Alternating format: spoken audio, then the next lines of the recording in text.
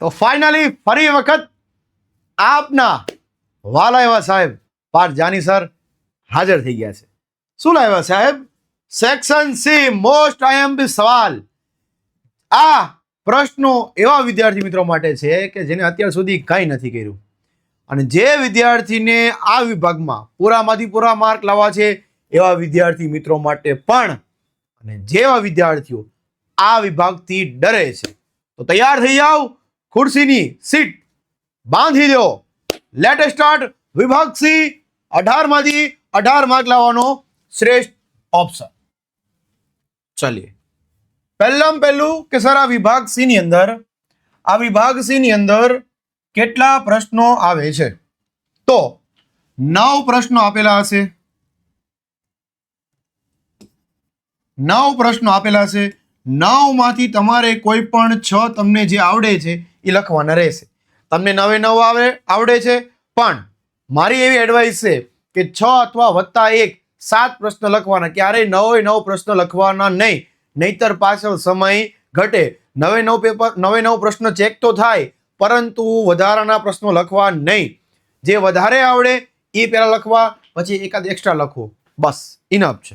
ચાલો, હવે 38, 39, 40, 41, 42, 43, 44, 45 ને 46 જેના ચેપ્ટર નંબર પણ આપી દીધા છે. આ પ્રમાણે બ્લુપ્રિન્ટ પ્રમાણે ઓલમોસ્ટ 90% આ પ્રશ્નો આ ચેપ્ટરમાંથી જ આવે છે. 90% બ્લુપ્રિન્ટ પ્રમાણે 90% હોય છે, થોડો ઘણો વેરિયન્સ હોય છે. ચાલીએ, લેટ અસ સ્ટાર્ટ. પ્રશ્ન નંબર 38 અને 39 ત્રીજા ચેપ્ટરમાંથી છે. પ્રાચીન ભારતનું નગર આયોજન, પછી ધોળાવીરા વિશે ટૂંક નોંધ, લોથલનો પરિચય. આની અંદર કદાચ ઓલું લોથલનું ચિત્ર આપી દે અને પછી પૂછે આ ચિત્રને ઓળખી તેના વિશે જણાવો, પણ ચિત્ર આધારિત અલગથી લેક્ચર આવશે. બીવાની કોઈ જરૂર નથી. કેમ? EasySS by Parth sir. ચાલો નેક્સ્ટ. મોઢેરાનું સૂર્ય મંદિર. હું મારી દ્રષ્ટિએ સવાલને હું મોસ્ટ આઈએમપી આપી શકું. ત્યાર પછી હડપ્પાનો પરિચય અને દેલવાડાના જૈન મંદિરો. પણ આમાંથી એક આ મોસ્ટ આઈએમપી તો છે જ, ધોળાવીરા આઈએમપી. અને મારી દ્રષ્ટિએ આની અંદર હજી એક પ્રશ્ન એડ કરીને કદાચ પૂછી લે કે મોહેન્જો-દડોનો અર્થ આપી ગટર યોજના અથવા રસ્તાઓ વિશે જણાવો. ગટર યોજના અથવા રસ્તાઓ.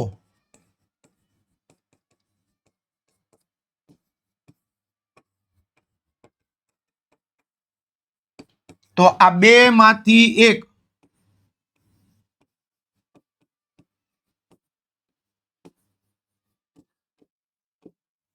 ચાલીએ,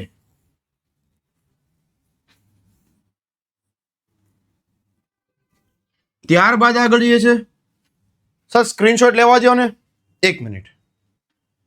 નાનકડું કામ કરી દો, ખાલી એક નાનકડું કામ કરી દો. આ વિડીયો 1 લાખ વ્યુઅર થઈ જશે એટલે તમને આ લેક્ચરની આખી PDF મળી જશે. આ લેક્ચરની 1 લાખ વ્યુઅર થશે એટલે આની PDF મળી જશે. અથવા તો આ વિડીયોના ખાલી માત્ર ને માત્ર 500 શેર થશે તો પણ આ વિડીયોની PDF તમને, આ વિડીયો લેક્ચરની PDF તમને મળી જશે. 500 શેર અને 1 લાખ વ્યૂ. ચાલીએ નેક્સ્ટ. શબ્દોની સમજ આપો, સંકલ્પના આપો, અથવા કોઈ પણ શબ્દ વાપરીને શિલ્પ, સ્થાપત્ય, સ્તૂપ અથવા ઓલું આ ચેપ્ટરમાંથી આટલું જાણવું ગમશે એનું કોષ્ટક આવી જાય છે. હાર્મિકા અને ઓલા જે આખા, ઓકે, એ બધું ખાસ કરી નાખજો. સારનાથનો સ્તંભ અને નીચે આપેલ ચિત્રને ઓળખી તેના વિશે ટૂંકમાં જણાવો. તો આ સવાલ, આ ચિત્ર કયા સવાલનું છે એ મને નીચે વિડીયોના નીચે કોમેન્ટમાં જવાબ આપજો. મને તો ખબર છે, હું જોઉં છું કેટલા વિદ્યાર્થીની કોમેન્ટ આવશે. આ વિડીયોને નીચે આ ચિત્રનું કયા પ્રશ્ન પૂછાય છે આ ચિત્ર આધારિત એનો જવાબ લખવાનો રહેશે. ચાલીએ, રેડી? તો આ હતા ચેપ્ટર 3 ના પ્રશ્નો. હવે આપણે આગળ જઈએ નેક્સ્ટ. તો ભાઈ A1 બેચ, હજી પણ તમારી પાસે સમય છે. A1 batch best batch. Paper કેમ લખવું, પેપરમાં તૈયારી કેમ કરવી, મોસ્ટ આઈએમપી સવાલ, એની ક્લાસ PDF પણ આ બેચમાં મળશે તમને. A1 બેચમાં જોડાવા માટે વિદ્યાકુલ નામની એપ્લિકેશન ડાઉનલોડ કરો પ્લે સ્ટોરમાંથી અને જોઈન નાઉ પર ક્લિક કરો. ચેપ્ટર 4 ભારતનો સાહિત્યક વારસો. આમાંથી વૈદિક સાહિત્યનો પરિચય, નાલંદા વિદ્યાપીઠ, તક્ષશિલા વિદ્યાપીઠ, વલ્લભી વિદ્યાપીઠ અને ગુપ્ત યુગને સુવર્ણ યુગ કહે છે. હું મારી દ્રષ્ટિએ કહું છું કે આ બે માંથી એક મોસ્ટ આઈએમપી. બીજું, નાલંદા વિદ્યાપીઠને પ્રશ્ન ટ્વિસ્ટ કરીને પૂછે છે કે ધર્મગંજ તરીકે ઓળખાતો વિસ્તાર કઈ વિદ્યાપીઠમાં જોવા મળે છે તેના વિશે જણાવો. તો ધર્મગંજ એટલે નાલંદા વિદ્યાપીઠ. અને આનો સવાલ ટ્વિસ્ટ કરે છે કે ચંદ્રગુપ્ત મૌર્યના ગુરુ ચાણક્યએ ખુદ ચંદ્રગુપ્ત મૌર્ય શિક્ષણ લીધું હતું એ વિદ્યાપીઠ વિશે જણાવો. તો ચંદ્રગુપ્ત મૌર્ય અને ગુરુ ચાણક્ય ક્યાં? તક્ષશિલા. ભૂલતા નહીં. બરાબર. વલ્લભી અને સુવર્ણયુગ કહેવાય છે. શા માટે? ચાલો આગળ જઈએ. વિદ્યાકુલ ગુજરાતી સાયન્સ, વિદ્યાકુલ ગુજરાતી કોમર્સ બંનેમાં તમારો સાથ આપવાનો છે. ક્યાંય જવા નથી. ધોરણ 10 પતે એટલે આપણો સાથ નથી પૂરો થવાનો. સાથ થાંભલે પિયા કરતે હે વાદા.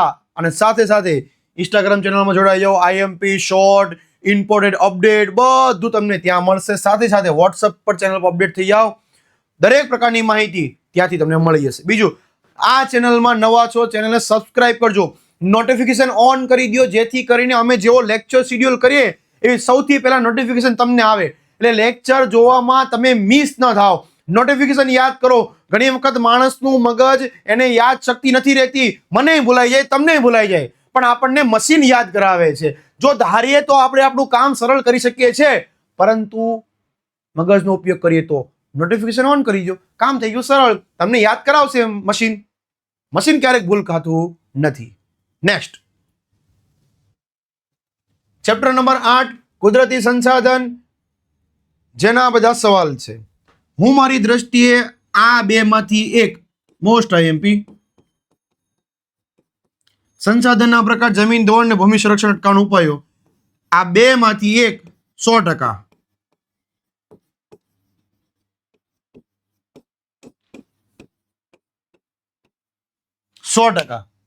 હવે તમને વિચાર આવતો હશે 100% કેવી રીતે કીધું?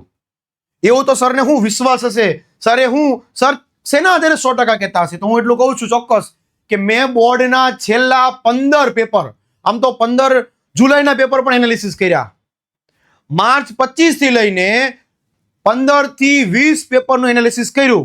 ત્યારે હું કહું છું કે આ બે સવાલ પૂછાય. અને બીજું, આજનો આખો લેક્ચરના જેટલા પણ પ્રશ્નો લાવ્યો છું ને એ બધા એનાલિસિસને આધારે લાવ્યો છું. જૂન 25 એટલે કે માર્ચની પરીક્ષા જૂનમાં લેવાની હતી. ઘણી વખત કોરોનામાં લેવાની છે, ઘણી વખત ડ્રોપડાઉન જુલાઈમાં લેવાની છે. બધા જ પેપરના એનાલિસિસ કર્યા પછી હું આઈએમપી આપું છું. હવામાં આઈએમપી આપતો નથી. બીજું, આપણા આઈએમપી પૂછાય કઈ રીતે કોમેન્ટ કરી દીધી કોઈ વખત ટંકાની ચોટ ઉપર. ચાલો, એકલ સંસાધન, વ્યક્તિગત સંસાધન, વૈશ્વિક સંસાધન. ચાલો રેડી, આગળ જઈએ છે.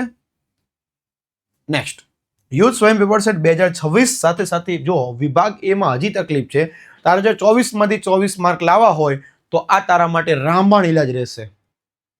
પછી કહેતો નહીં સર મારા 1 માર્ક કપાણો ખાલી, એ પણ વિભાગ એ માટે. પેપર આપ્યા પછી બોર્ડનું પેપર આવે ને, ઘરે આવે ને પછી એમ કહે છે સર મારો 1 જ માર્ક કપાશે. શેમાં? તો કે વિભાગ એ માં. પછી ઓલા જેવું થાય, અબ પસ્તાવે ક્યાં ફાયદા જબ ચીડિયા ચૂક ગઈ ખેત. પસ્તાવાનો વારો ન આવે. વિભાગ એ કરીને જજે. હજી કહું છું મારા વાલા, હજી. નેક્સ્ટ 16મો ચેપ્ટર. ચાલો, આમાંથી હું જો કહું ને તો એક આ મોસ્ટ આઈએમપી, અને મારી દ્રષ્ટિએ કહું તો આ બે માંથી એક. ચાલો, 16મો ચેપ્ટર. ઉદારીકરણ, ખાનગીકરણ, ટકાઉ વિકાસ, પર્યાવરણ સુરક્ષા પગલા, વિશ્વ વેપાર સંગઠન, વૈશ્વિકીકરણ વિશે ટૂંક નોંધ, વિશ્વ વેપાર સંગઠનના અર્થકરણ પર અસર. રેડી? ચાલો, નેક્સ્ટ ક્વોલિટી મતલબ વિદ્યાકુલ અને ટોપર મતલબ વિદ્યાકુલ. એ પછી A1 નો હોય, તાલુકા ફર્સ્ટ હોય, જિલ્લા ફર્સ્ટ હોય કે કોઈ પણ હોય, વિદ્યાકુલ હંમેશા, વિદ્યાકુલ સદા સહાય. ચાલો નેક્સ્ટ 18મો ચેપ્ટર, જેમાં આ બે માંથી એક કારણ કે આ મોસ્ટ આઈએમપી છે. બંને સવાલ મોસ્ટ આઈએમપી છે. ફરિયાદ કેવી રીતે કરવી આઈએમપી, અને ગ્રાહકનું વિવિધ પ્રકાર થતું શોષણ મોસ્ટ આઈએમપી. ઓકે ભાઈ, આઈએમપી ને મોસ્ટ આઈએમપી લાવ્યો છું. 23 ચેપ્ટરના સિલેબસ ને આટલા પ્રશ્નોમાં થોડા પ્રશ્નોમાં કન્વર્ટ કરવાની બહુ મોટી મુસીબત છે ભાઈ, બહુ મોટું અઘરું કામ છે. પણ છતાંય કેટલા બધા પેપરને એનાલિસિસ કર્યા પછી, કેટલા દિવસની મહેનત એક કરીને પછી લાવ્યો છું. ભરોસો રાખજો, ભરોસો તૂટવા નહીં દો. જવાબદારી આપી છે શરૂઆતથી, જવાબદારી નિભાવીને રહીશ. Late us start. ભાવવૃદ્ધિના કારણો, ગ્રાહક શોષણના કારણો, પોષક આર્થિક વિકાસમાં પોષક છે, અવરોધ પણ છે, ફરિયાદ કેવી રીતે કરવી, ગ્રાહકનું વિવિધ પ્રકાર થતું શોષણ અને ભાવવૃદ્ધિને નિયંત્રણમાં લેવાના ઉપાયો. Okay ready? ચાલો નેક્સ્ટ. શબ્દો પૂરા આપો. આમાં આપણે સિમ્બોલ બધા પૂછાય છે, આઈએસઓ, ઇકો, પછી એમપીઓ. રેડી? આ બધા સિમ્બોલ, અને આ બધા સિમ્બોલને હું ચિત્ર આધારિત પ્રશ્નમાં લઈ લઈશ. એટલે નકશો અને ચિત્ર આધારિત પ્રશ્નો એ બંને લેક્ચરમાં આવવાનું ભૂલતા નહીં જ આવશે. એ બંને લેક્ચર પણ આવશે, પણ થોડીક રાહ જો, કારણ કે હું લાસ્ટમાં આપવાનું વિચારું છું, જેથી કરીને તમને લાસ્ટમાં આપું તો ઝડપથી તમને યાદ રહે. બાકી આપીશ, પ્રોમિસ. ચાલો બીજું, ગ્રાહકની કોઈ માલ કે સેવામાં ત્રુટિ જણાય છે તો ફરિયાદ કેવી રીતે કરવી છે, એ ખાસ આઈએમપી મોસ્ટ આઈએમપી સવાલ છે. Late us start. નેક્સ્ટ. ભાઈ જો કાંઈ ના સમજાય ને તો તમારા માટે છે. પહેલાનો સ્ક્રીનશોટ પાડી લેજો. 1 થી 9 મેથ્સ, સાયન્સ, એસએસ, ઇંગ્લિશ આ બંને મેગા શોર્ટ, આ 1 શોર્ટ. ટાઈમ ટેબલ પ્રમાણે અહીંયા હું સંપૂર્ણ ઇતિહાસ મેં આપી દીધો છે. અહીંયા ઇતિહાસ, અહીંયા આપણું ભૂગોળ, અને અહીંયા હું આપીશ અર્થશાસ્ત્ર. જો અર્થશાસ્ત્રમાં નથી સમજાવતું તો 15 તારીખે સાંજે 4 થી 7 માં આવવાનું ભૂલતો નહીં. ઓકે. બીજું કે સબ્જેક્ટ વાઇઝ તમને હજી સ્ટ્રેટેજી આવશે કે ભાઈ આ વિષય તૈયાર કેમ કરવો, તો એ પણ ખાસ વિડીયો જોવાનો ભૂલતા નહીં, અને પાર્સલના એક પણ વિડીયો જોવાનું ભૂલતા નહીં. રેડી? ઓકે. આમ જો બહુ થોડું આપીશ, પણ કેવું છે, ક્વોલિટી વાળું આપીશ. Let us start. 19મો ચેપ્ટર માનવ વિકાસની અંદર તો આટલા સવાલ કરવાના રહેશે ખાસ કરીને. જો માનવ વિકાસના પડકાર જણાવી કોઈ પણ એક પડકાર, મહિલા સમાનતા અંગે ગુજરાત સરકારની વિવિધ યોજના, અથવા મહિલા સશક્તિકરણ શું છે તેના અવરોધક પરિબળો, અથવા ભારતના મહિલા સાથે કેવા પ્રકારનો ભેદભાવ જોવા મળે છે. હું એટલું ચોક્કસ કહીશ કે આ 3 કરીને જજો, 3 માંથી એક આવશે ને આવશે 100%.